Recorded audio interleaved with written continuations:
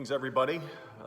Today is Wednesday, and we continue our daily Psalms for Hope. We're going to look at Psalm 90 today, and this is defined in my Bible anyway as a prayer of Moses, the man of God. And so I really want you to do something today and look at this as a prayer. We've talked about Psalms being prayed before, and this would be a good one to pray.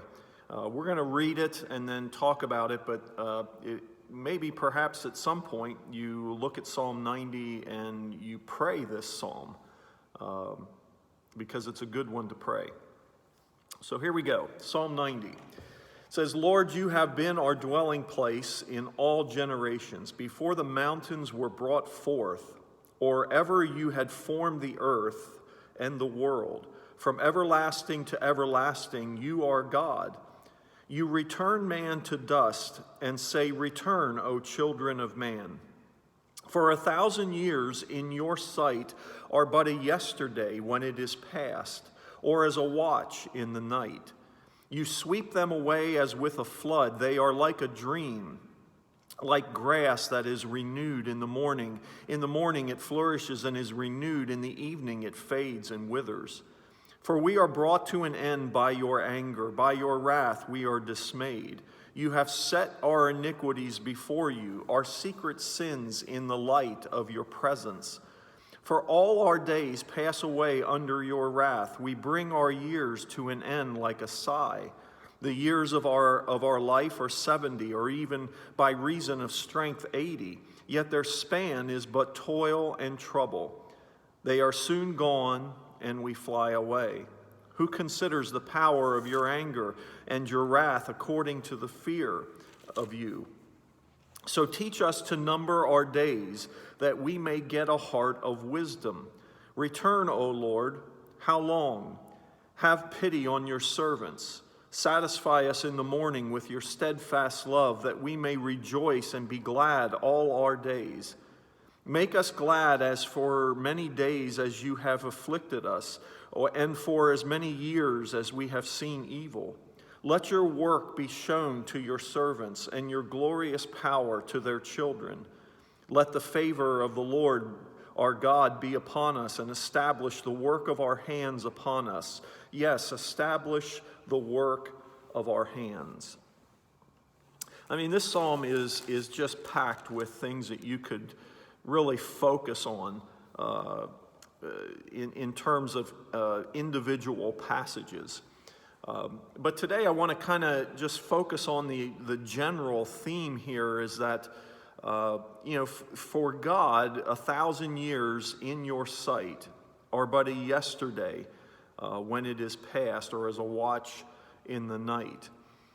And then he talks about how time just simply goes by, how it just moves on. And we can all relate to this, right? I mean, we can all relate to the fact that time is just moving so fast. I mean, it's hard for me to believe that tomorrow is Thanksgiving. Tomorrow is we're at the end of November. We're heading into the Christmas season. That's just hard to believe. When we started this, it was in March, and it's just amazing that time has flown by as it has, and we all know this. We all experience how fast time moves.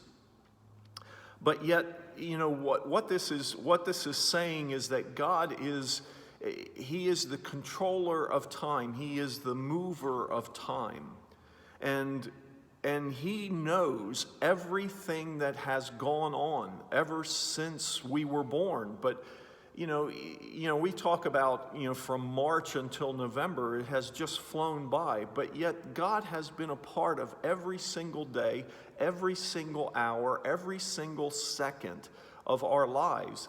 I mean, he knows the iniquities of our heart. He knows the secret sins of our thoughts, of our words, of our deeds. All those things that we think might be hidden, they're not. God knows them all because he is the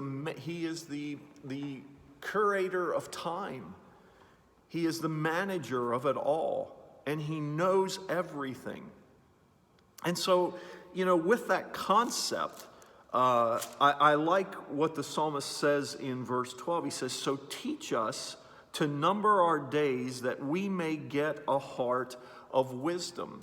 Teach us to number our days that we may get a heart of wisdom. Teach us to understand how fast things go, but knowing full well that he is in control of all of those fast-moving days. And that then gives us a knowledge of the grace and the mercy that he has, because in those fast-moving days, we do a lot of things that we regret. But yet God is his steadfast love and faithfulness, as we learned yesterday, that great but to the gospel is the fact that Jesus came. And no matter how fast days go, no matter how fleeting our life is, the one constant and the one